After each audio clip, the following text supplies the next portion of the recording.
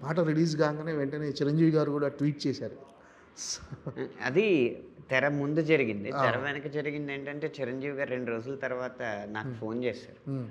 Phone చేసి, "చాలా బా రాసావయ్యా!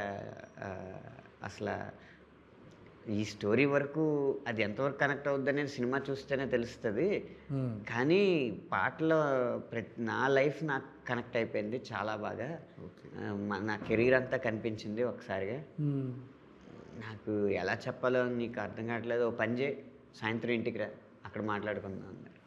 ఓకే. మళ్ళీ సాయంత్రం ఇంటికెళ్ళిన తర్వాత ఒక గంటన్నర మాట్లాడారు. ప్రతి లైన్ గురించి మాట్లాడారు. ఎలా రిలేట్ అవుద్ది నా లైఫ్‌కి ఈ లైను అని చెప్పి ఉదాహరణకి ఆహ్, ఈ నిన్నటిలాగే రేపున్నదంటే ఈరోజేం పీకేవని. ఆ కంఫర్ట్ జోన్ నుంచి బయటికి రాని నేను ప్రతి ఒక్కళ్ళకి చెప్తా ఉంటాను మా మా ఫ్యామిలీలో. మీకేదో చిరంజీవి ఉన్నాడు గదా అని జెప్పేసి మీరు అలా కూర్చుంటే మీకేం వచ్చేదు సక్సెస్. మీరు మీ కంఫర్ట్ జోన్ నుంచి బయటికెళ్ళి కష్టపడితేనే వస్తది.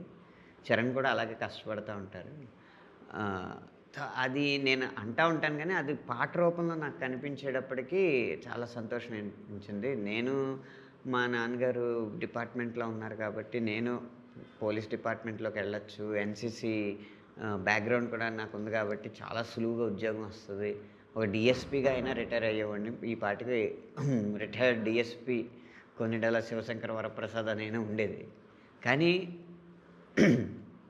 ఆ కంఫర్ట్ జోన్ నుంచి నేను బయటకొచ్చాను కాబట్టి, ఒక దారి మార్చుకున్నాను కాబట్టి, ఈరోజు జరిగిన ఇంత ఇంత పెద్ద డెవలప్‌మెంట్. అలా ప్రతి ఒక్కడు కంఫర్ట్ జోన్ నుంచి నిన్న బావుంది గదా! మా నాన్న బానే ఉన్నాడు గదా! మనం అలాగే ఉందాం. రేపు మన కొడుకు అలాగే ఉంటాడు అనుకుంటే ఎక్కడ సక్సెస్‌లు రావు. అది నాకు అలా అలా ప్రతి లైను కనెక్ట్ అయింది. నాకే కాదు, చాలామంది ఇలాగే క రిలేట్ అవుతున్నారని చెప్పి చాలా సేపు మాట్లాడిన తర్వాత సరే అండి ఇంకా వెళ్ళొస్తాను అన్న తర్వాత, "వెళ్తున్నావా? నాకు ఇంకా ఎందుకో సంతృప్తిగా లేదు. మనిద్దరం కలిపి ఒక టాక్ షో లాగా చేసుకుందాం. కాస్త ఈ పాట గురించి మాట్లాడుకుందాం సమయం, సందర్భం వచ్చినప్పుడు" అని చెప్పి పంపించారనమాట. నిజంగా ఈ పాటకు ఒక మంచి సార్థకత చేకూరినట్టు అనిపించుండొచ్చు మీకు. అవునండి. అంత ఒక వ్యక్తి గుర్తించడం వేరు. ఆ! జీవితాన్ని ఈ మూల నుంచి ఆ మూల వరకు చూసిన ఒక ఓకే. ఒక ఒక వ్యవస్థ చిరంజీవి గారంటే. ఆయన గుర్తించడం వేరు. అంటే ఆయన అంటే హోల్ హార్టెడ్‌గా ఆహ్, అంటే ఎటువంటి కల్మషం లేకుండా ఆయన లైఫ్‌కి దీన్ని అన్వయించుకొని అంటే అవసరం లేదు చిరంజీవి గారికి చెప్పాల్సిన అవసరం ఆ! లేదు.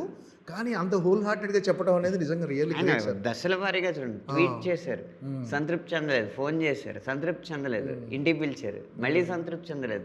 ప్రోగ్రామ్ చేద్దాం. హ్మ్. సో, ఈ పాటకు లభించిన అతిపెద్ద ప్రశంస చిరంజీవి గారి నుంచే వచ్చింది. అంతే కదండీ. ఆ!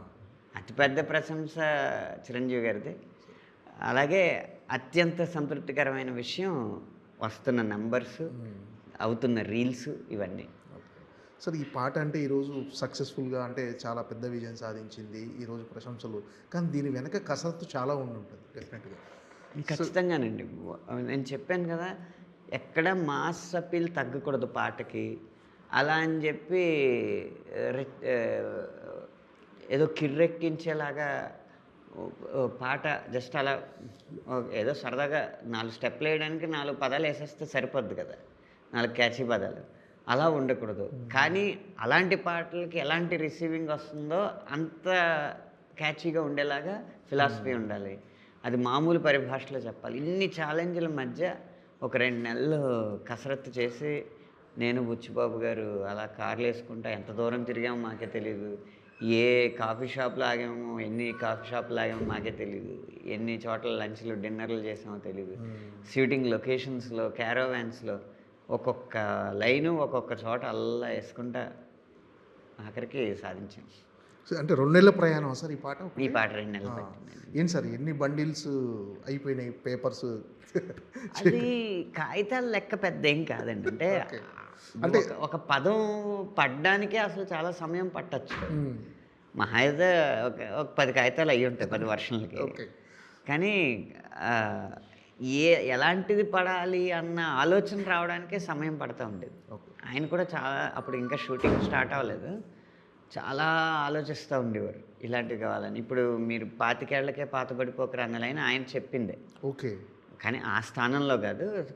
పాట మొదట్లో పెట్టమనేవారు.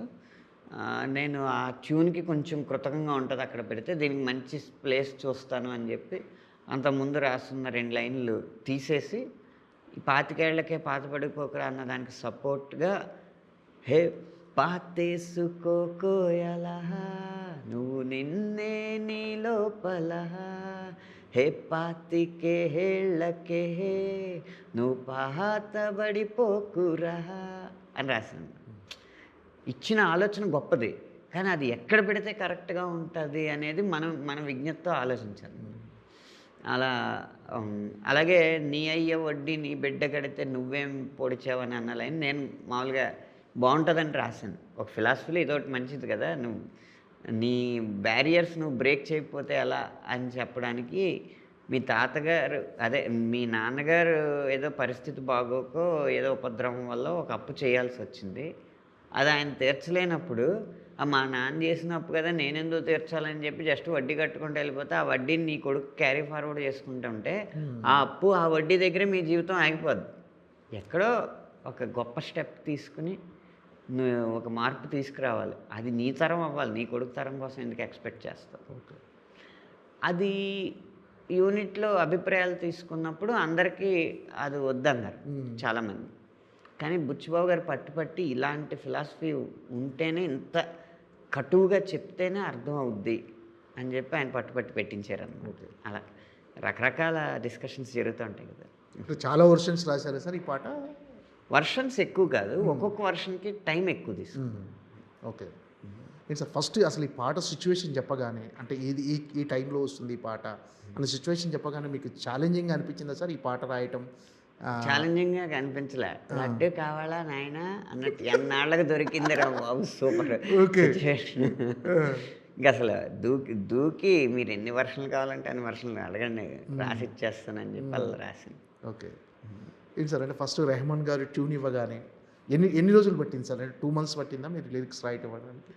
ముందు ట్యూన్ అర్థం చేసుకోవడానికి నాకు 5 రోజులు పట్టిందండి. ఎందుకంటే ఇదివరకు వచ్చిన ట్యూన్లో ఏ ట్యూన్తోనూ పోల్చే ట్యూన్ కాదు కాబట్టి అర్థం అవడానికి టైం పడుతుంది. ఆ లెంత్లు కటింగ్లు అవన్నీ సాధారణమైన పాట ఉన్నట్టు ఉండవు అన్నమాట. వాటిని అన్నిటినీ బేరీజ్ వేసుకుని అసలు ట్యూన్ అర్థం చేసుకుని ఏ లైన్లో ఎన్ని పదాలు పడతాయి ఏ పదంలో ఎన్ని అక్షరాలు పడతాయని ముందు ఒక గ్రాఫ్ తీసుకుని ఆ లెక్కకి సరిపోయేలా మనం చెప్పే ఫిలాసఫీలో ఏ పదాలు కూర్చాలని ఇందాక చెప్పాను కదా. 25 ఏళ్లకే పాతబడిపోకన్న ఆలోచన గొప్పదే.